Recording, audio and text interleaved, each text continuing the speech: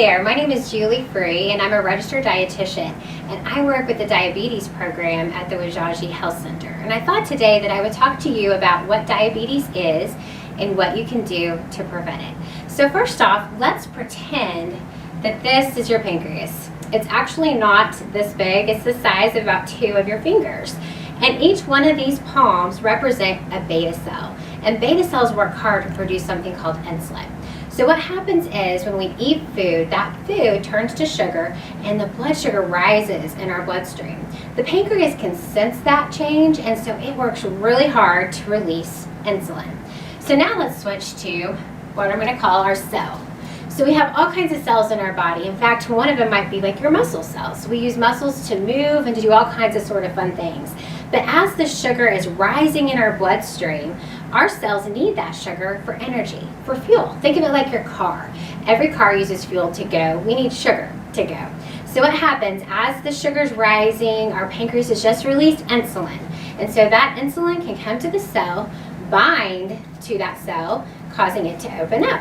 And so the sugar can come inside and we can use that for energy. At least that's how it's supposed to work.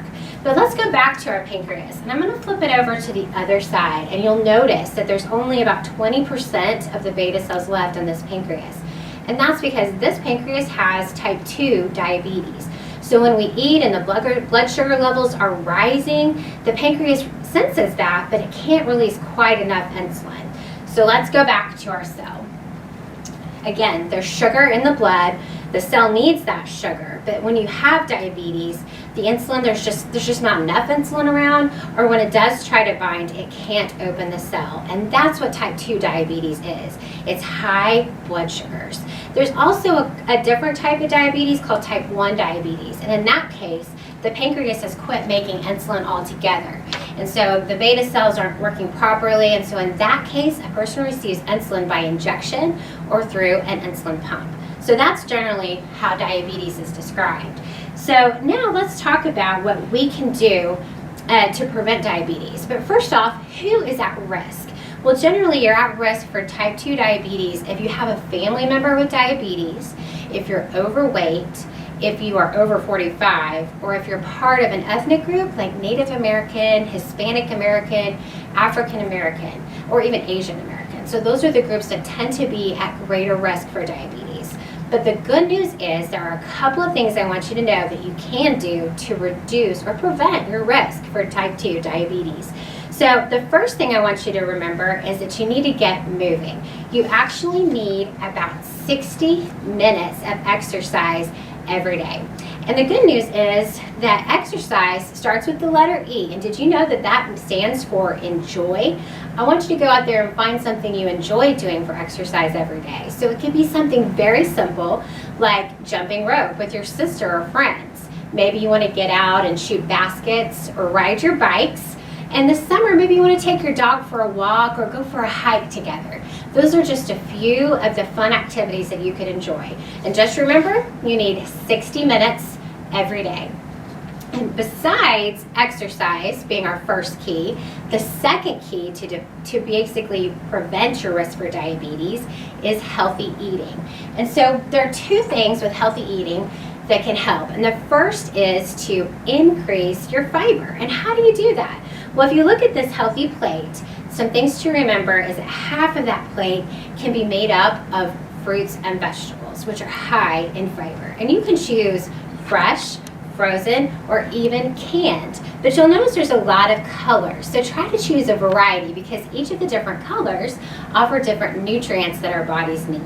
The other thing I want you to think about with a healthy plate is that a quarter of it can be made up of whole grains. And whole grains are also full of fiber and nutrients your body needs every day. So that can be things like whole wheat bread or brown rice or whole wheat pasta. I have a project for you that I'd like you to do when you get done watching this video is to go find the bread in your pantry and see if it really is whole grain, because not all brown bread is actually whole grain.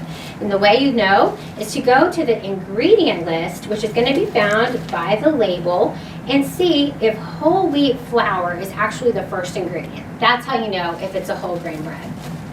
All right, and then the other quarter of your plate needs to be made up of lean protein.